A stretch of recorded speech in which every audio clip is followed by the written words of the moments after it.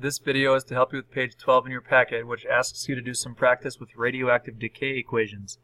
The first step is to start with the particle that's listed, in this case, uranium-238. So, the chemical symbol for uranium, you get it off the periodic table. It's a capital U. The mass number and the atomic number go in the places that you see here. Mass number top left, atomic number bottom left. This is just a review of isotope notation. Because you're starting with this is called the parent nuclide. Just like parents have children, parent nuclides produce smaller nuclides, which is just a fancy word for the particle that the nucleus represents. So what's going to happen to this thing? It's going to break apart or decay. We use an arrow to show that.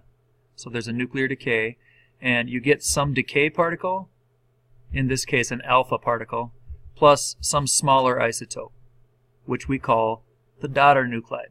So this is the basic idea. You're basically taking a big particle, splitting it apart into some decay particle and a smaller isotope. So here's some examples.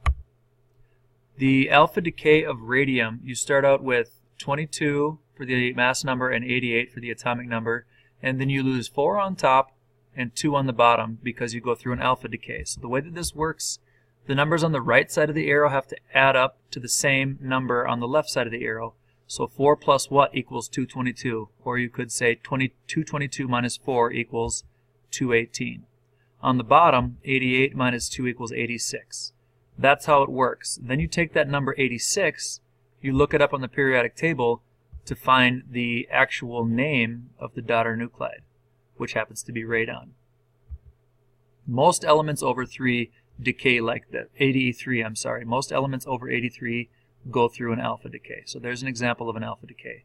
You can also use beta decay. So carbon-14 loses a beta particle, and on top of beta particle it has very little to no mass, so we have a 0, and then you have a -1 down here for the atomic number. So what happens is on the top you would have 14, on the bottom you would actually have a +7 because you'd need to go from 7 to -1 to get backwards to 6.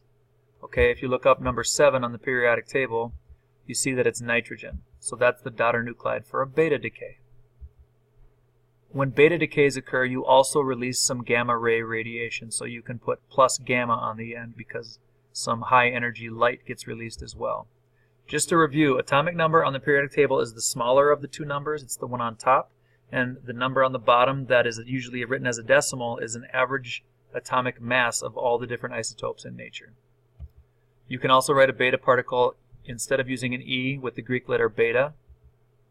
So there's the two ways to show a beta decay. And here's the two different ways to show an alpha decay.